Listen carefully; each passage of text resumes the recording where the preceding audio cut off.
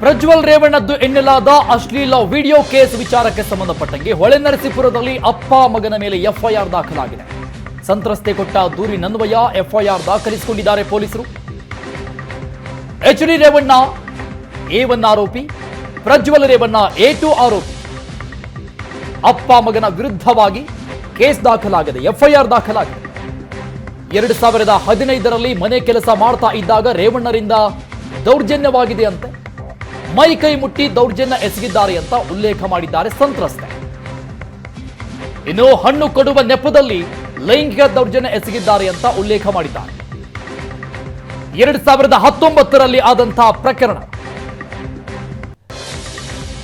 ಸಂತ್ರಸ್ತೆ ಕೊಟ್ಟಿರುವಂತಹ ದೂರಲ್ಲಿ ಎಲ್ಲಾ ವಿಚಾರಗಳನ್ನ ಉಲ್ಲೇಖ ಮಾಡಿದ್ದಾರೆ. ಎಚ್.ಡಿ. ರೇವಣ್ಣ A1 ಆರೋಪಿ ಆದ್ರೆ ಪ್ರಜ್ವಲ್ ರೇವಣ್ಣ A2 ಆರೋಪಿ. ಮೈ ಕೈ ಮುಟ್ಟಿ ದೌರ್ಜನ್ಯ ಎಸಗಿದ್ದಾರೆ ಅಂತ ಸಂತ್ರಸ್ತೆ ಉಲ್ಲೇಖ ಮಾಡಿದ್ದಾರೆ ತಮ್ಮ ದೂರಲ್ಲಿ. ಈ ದೂರಿನಲ್ಲಿ ಎಚ್.ಡಿ. ರೇವಣ್ಣ A1 ಆರೋಪಿ ಆದ್ರೆ ಪ್ರಜ್ವಲ್ ರೇವಣ್ಣ A2 ಆರೋಪಿ. 2019ರಲ್ಲಿ ಮನೆ ಕೆಲಸವನ್ನ ಮಾಡ್ತಾ ಇದ್ದಂತಹ ಸಂದರ್ಭದಲ್ಲಿ ಲೈಂಗಿಕ ದೌರ್ಜನ್ಯವಾಗಿದೆ. ಸಂತ್ರಸ್ತೆ ತಮ್ಮ ದೂರಲ್ಲಿ ಉಲ್ಲೇಖ ಮಾಡಿರುವಂತಹ ವಿಚಾರಗಳಿವೆ.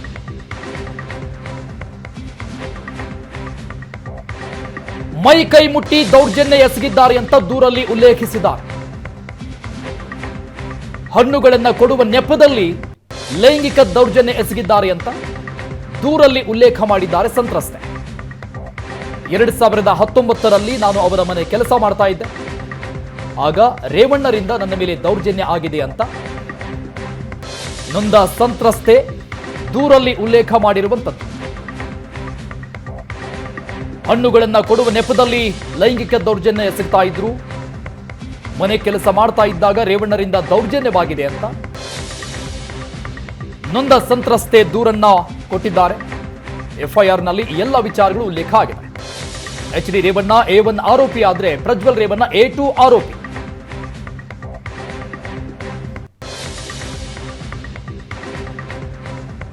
ಮನೆಯಲ್ಲಿದ್ದಾಗ ವಿಡಿಯೋ ಕಾಲ್ ಮಾಡಿ ಅಸಭ್ಯವಾಗಿ ಸಂಭಾಷಣೆ ಮಾಡ್ತಾ ಇದ್ರು. ಜೀವ ಭಯವಿದ್ದು ಕಾನೂನು ಕ್ರಮ ತೆಗೆದುಕೊಳ್ಳುವಂತೆ ದೂರು ಕೊಟ್ಟಿದ್ದಾರೆ. ಹೊಳೆನರಸೀಪುರದಲ್ಲಿ ದೂರನ್ನ ದಾಖಲಿಸಿದ್ದಾರೆ ಸಂತ್ರಸ್ತ ಮಹಿಳೆ. ಅಪ್ಪ ಮಗನ ವಿರುದ್ಧ ಹೊಳೆನರಸೀಪುರದಲ್ಲಿ ದೂರು ದಾಖಲಾಗಿದೆ, ಎಫ್ಐಆರ್ ದಾಖಲಾಗಿದೆ. 2019ರಲ್ಲಿ ಮನೆ ಕೆಲಸಕ್ಕೆ ಇದ್ದಾಗ ರೇವಣ್ಣರಿಂದ ನನ್ನ ಮೇಲೆ ಲೈಂಗಿಕ ದೌರ್ಜನ್ಯ ಆಗಿದೆ. ಹಣ್ಣುಗಳನ್ನು ಕೊಡುವ ನೆಪದಲ್ಲಿ ಲೈಂಗಿಕ ದೌರ್ಜನ್ಯ ಮಾಡ್ತಾ ಇದ್ರು. ಹೀಗಂತ ಆ ಸಂತ್ರಸ್ತೆ ಮಹಿಳೆ ದೂರಲ್ಲಿ ಉಲ್ಲೇಖ ಮಾಡಿದ್ದಾರೆ.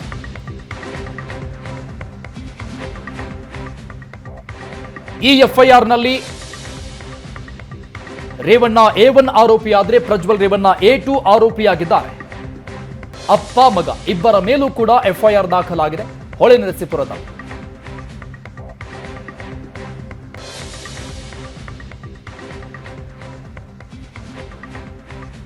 ಹಣ್ಣುಗಳನ್ನ ಕೊಡುವ ನೆಪದಲ್ಲಿ ಲೈಂಗಿಕ ದೌರ್ಜನ್ಯ ಎಸಗಿದ್ದಾರೆ ಅಂತ ಉಲ್ಲೇಖ ಮಾಡಿದ್ದಾರೆ. ಸೀರೆ ಪಿನ್ ಕಿತ್ತು ಲೈಂಗಿಕ ದೌರ್ಜನ್ಯ ಅಂತ ದೂರಲ್ಲಿ ಉಲ್ಲೇಖಿಸಿದ್ದಾರೆ ಆ ಸಂತ್ರಸ್ತೆ. ಮೈ ಮುಟ್ಟಿ ಜಿಗಿಡ್ತಾ ಇದ್ರು ಅಂತ ಉಲ್ಲೇಖ ಮಾಡಿದ್ದಾರೆ. ಎಲ್ಲ ವಿಚಾರಗಳನ್ನ ದೂರಲ್ಲಿ ಎಫ್ಐಆರ್ನಲ್ಲಿ ಉಲ್ಲೇಖ ಮಾಡಲಾಗಿದೆ.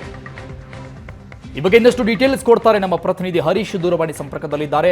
ಹರೀಶ್, ಮತ್ತಷ್ಟು ವಿಚಾರಗಳು ಬೆಳಕಿಗೆ ಬರ್ತಾ ಇದೆ. ಹರೀಶ್, ಅಪ್ಪ ಮಗನ ವಿರುದ್ಧವಾಗಿ ಗಂಭೀರ ಆರೋಪ ಮಾಡಿದ್ದಾರೆ ಸಂತ್ರಸ್ತೆ ಒಬ್ರು.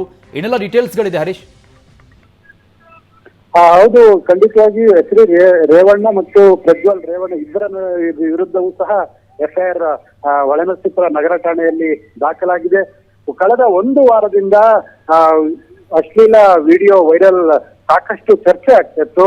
ಅದರ ಮುಂದುವರೆದ ಭಾಗವಾಗಿ ಸಂತ್ರಸ್ತೆಯೇ ಖುದ್ದು ಠಾಣೆಗೆ ಭೇಟಿ ನೀಡಿ ದೂರನ್ನ ನೀಡಿದ್ದಾರೆ.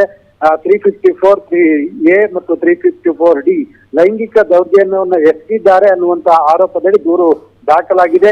ಹೀಗಾಗಿ ಮಾಜಿ ಪ್ರಧಾನಿ ಎಚ್.ಡಿ. ದೇವೇಗೌಡರ ಕುಟುಂಬದ ಮೊಮ್ಮಗ ಮತ್ತು ಮಗನ ವಿರುದ್ಧ ಎಫ್ಐಆರ್ ದಾಖಲಾಗಿದೆ.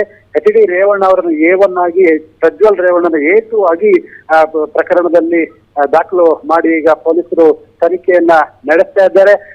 ಎಚ್.ಡಿ. ರೇವಣ್ಣನವರ ವಿರುದ್ಧವೂ ಸಹ ಎಫ್ಐಆರ್ ದಾಖಲಾಗಿರುವಂತಹದ್ದು. ಅಶ್ಲೀಲ ವಿಡಿಯೋಗೆ ಸಂಬಂಧಪಟ್ಟಂತೆ ಪ್ರಜ್ವಲ್ ರೇವಣ್ಣ ವಿರುದ್ಧ ಎಫ್ಐಆರ್ ದಾಖಲಾಗುತ್ತೆ ಅಂತ ಚರ್ಚೆ ನಡೀತಾ ಇತ್ತು. ಆದ್ರೆ ಈಗ ಎಚ್.ಡಿ. ರೇವಣ್ಣನವರ ವಿರುದ್ಧವೂ ಸಹ ಪ್ರಕರಣ ದಾಖಲಾಗಿದ್ದು ಆ ತನಿಖೆಯನ್ನ ಪೊಲೀಸರು ಆರಂಭ ಮಾಡಿದ್ದಾರೆ. SIT ತನಿಖೆಗೂ ಸಹ ಈ ಪ್ರಕರಣವನ್ನು ವಹಿಸಿರ್ತಕ್ಕಂಥದ್ದು. ರಾಜ್ಯದಲ್ಲಿ ಸಾಕಷ್ಟು ಚರ್ಚೆಗೆ ಎಡೆ ಮಾಡಿಕೊಟ್ಟಿರ್ತಕ್ಕಂಥದ್ದು. ಮುಂದೆ ಯಾವ ರೀತಿ ಇವರಿಗೆ ಕಾನೂನಿನ ಕಂಟಕ ಎದುರಾಗುತ್ತೆ ಅನ್ನುವಂತಹದ್ದು ಸಹ ರಾಜಕೀಯ ವಲಯದಲ್ಲಿ ಹಾಗೂ ಸಾರ್ವಜನಿಕ ವಲಯದಲ್ಲಿ ಚರ್ಚೆ ನಡೀತಿದೆ. ಅರುಣ್, ಓಕೆ ಹರೀಶ್, ಈಗ GT ದೇವೇಗೌಡ ಮಾತನಾಡಿದ್ರು, ಈ ವಿಚಾರಕ್ಕೆ ಸಂಬಂಧಪಟ್ಟಂಗೆ HD ಕುಮಾರಸ್ವಾಮಿ ಅವರು ಮಾತನಾಡಿದ್ರು. ಏನೇ ಇದ್ರೂ ಕೂಡ ನಾವು ಸಹಕಾರ ಕೊಡ್ತೀವಿ, ತಪ್ಪೇ ಅನ್ನುವಂಥ ರೀತಿಯಲ್ಲಿ ಖಂಡಿಸಿದ್ದಾರೆ. ಆದ್ರೆ ಪ್ರಜ್ವಲ್ ಎಲ್ಲಿ ಅನ್ನೋದೇ ಈಗ ದೊಡ್ಡ ಪ್ರಶ್ನೆ ಆಗಿದೆ. ಪ್ರಜ್ವಲ್ ಅವರು ಮತದಾನದ ನಂತರದಲ್ಲಿ ಯಾರ ಕೈಗೂ ಸಹ ಸಿಕ್ಕಿಲ್ಲ. ಆ ದಿನ 7 ಗಂಟೆವರೆಗೂ ಸಹ ಸಂಪರ್ಕದಲ್ಲಿ ಇದ್ದು ಚನ್ನರಾಯಪಟ್ಟಣದ ಅವರ ಕಾರ್ಯಕರ್ತರ ಜೊತೆ 7 ಗಂಟೆಯ ಸಂದರ್ಭದಲ್ಲಿ ಮಾತಾಡಿದ್ದಾರೆ. ನಂತರದಲ್ಲಿ ಅವರು ವಿದೇಶಕ್ಕೆ ಹೋಗಿದ್ದಾರೆ ಅನ್ನುವಂತಹದ್ದು ಸದ್ಯ ಅವರ ಆಪ್ತ ವಲಯದಲ್ಲಿ ಇರುವಂತಹ ಮಾಹಿತಿ. ನಿರ್ದಿಷ್ಟವಾಗಿ ಅವರು ಎಲ್ಲಿದ್ದಾರೆ ಅನ್ನುವಂಥದ್ದು ಇನ್ನೂ ಸಹ ಸ್ಪಷ್ಟವಾಗಿ ಗೊತ್ತಾಗ್ತಾ ಇಲ್ಲ. ಆದ್ರೆ ಅವರು ಜಿಲ್ಲೆಯನ್ನ ತೊರೆದು ವಿದೇಶಕ್ಕೆ ಹಾರಿದ್ದಾರೆ ಅನ್ನುವಂತಹದ್ದು ಸದ್ಯ ಇರುವಂತಹ ಮಾಹಿತಿ.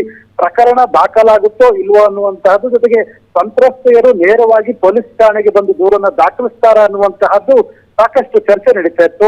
ಆದ್ರೆ ಧೈರ್ಯವಾಗಿ ಬಂದು ಸಂತ್ರಸ್ತೆಯೊಬ್ಬರು ಈಗ ಹೊಳೆನರಸೀಪುರ ನಗರ ಠಾಣೆಯಲ್ಲಿ ದೂರನ್ನು ನೀಡಿದ್ದಾರೆ. ಅದರಲ್ಲೂ ಲೈಂಗಿಕ ದೌರ್ಜನ್ಯವನ್ನ ಎಸಗಿದ್ದಾರೆ ನನ್ನ ಮೇಲೆ ಅನ್ನುವಂತಹ ದೂರನ್ನ ಸಂತ್ರಸ್ತೆ ನೀಡಿರ್ತಕ್ಕಂಥದ್ದು.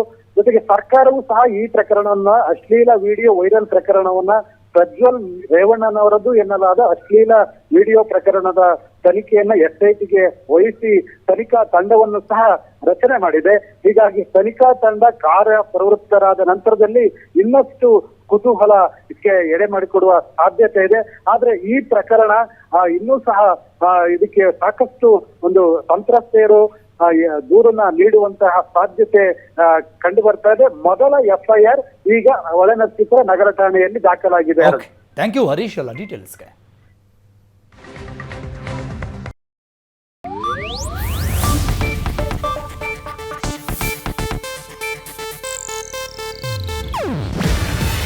ಇದು ಏಷ್ಯಾನೆಟ್ ನ್ಯೂಸ್ ನೆಟ್ವರ್ಕ್ ಪ್ರಸ್ತುತಿ.